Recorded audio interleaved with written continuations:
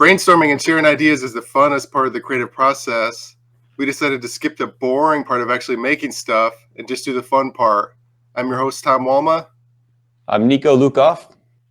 I'm Justin Hicks. I'm Skippy Rose. And this is Creativity Wasted. I got another idea. Okay. So I don't know if anybody else's dog is like this, but I'd gander to say maybe.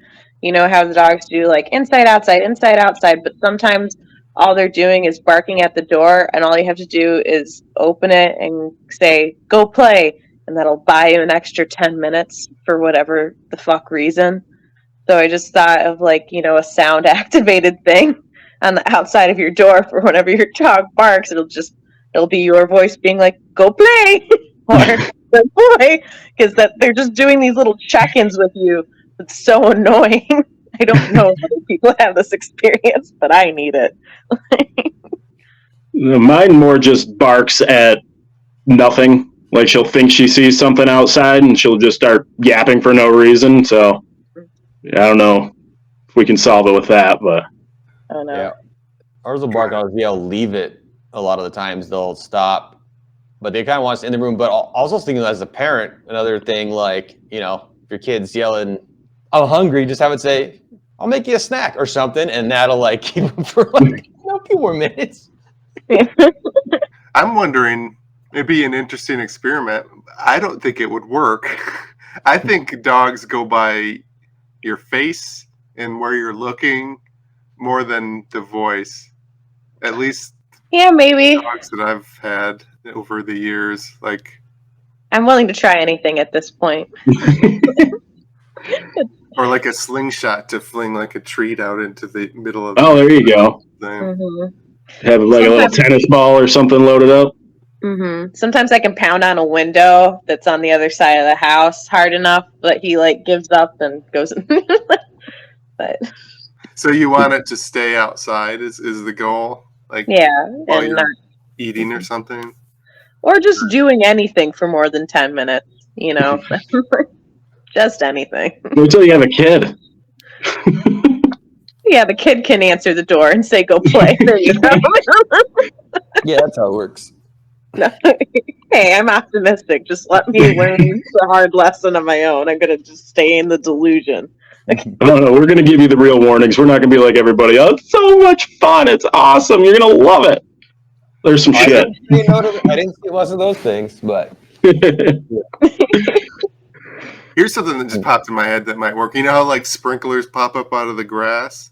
Mm-hmm. What if you had a whack-a-mole game throughout the yard? Ooh. You could press a button and a thing that would pop out.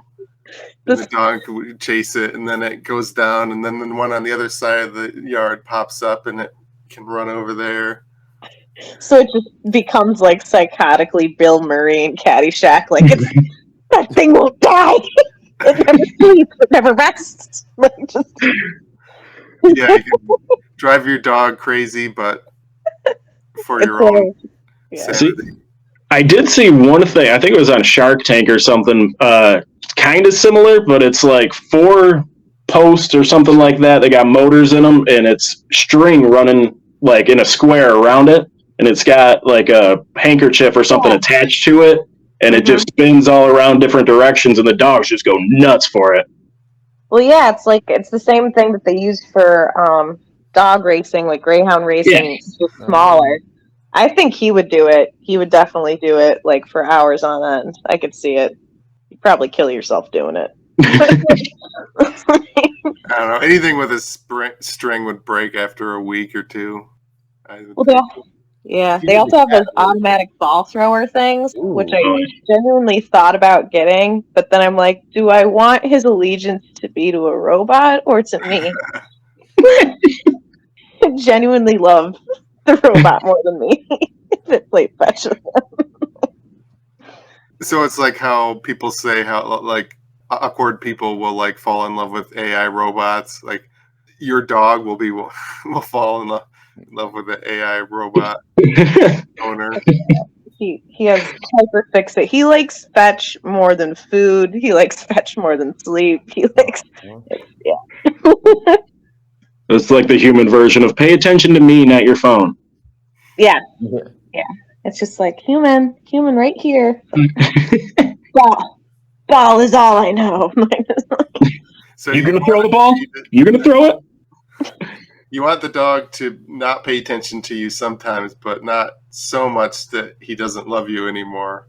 So Yeah. you want to control the attention, kind of like the 5-hour pill thing, Yes. Mm-hmm. but for It's all dogs. about moderation. Yeah. It's not like it could be talking about a 5-hour person. catnip, but for dogs. Oh yeah. If dog nip was a thing, that'd be hilarious. Yeah. Can you imagine? Dog nip. Yeah. Just like zoomies around the yard at 1,000,000 miles an hour. Rolling around with it, Yeah. getting that like weird cat shit where they look over at you. Yeah. Just Like a cat, it's just a bunch of laser pointers spinning around. There you go.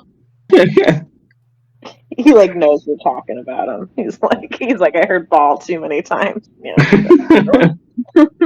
Go play with your robot.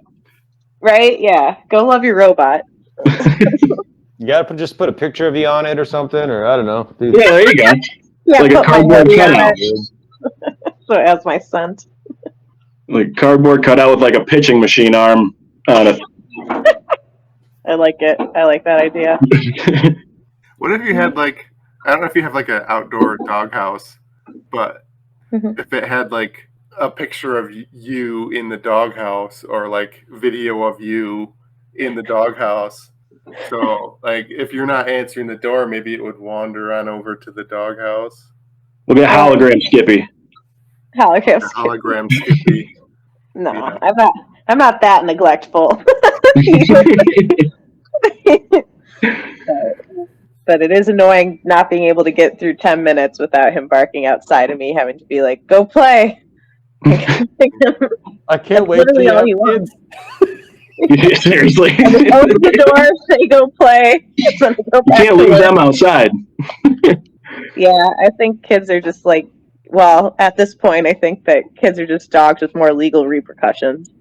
Like, it's like a lot more legal. Somewhat able to communicate. Yeah, and not, and yeah, exactly.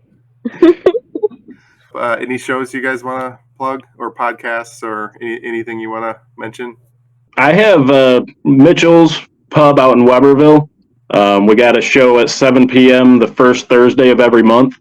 April 13th in New Lothrop. I'm hosting an event at a Rustic Meadows reception hall. Where are those? Like south of Lansing-ish? New Lothrop is like between Owasso and Flint, I believe. So like north of 69 out towards Flint area.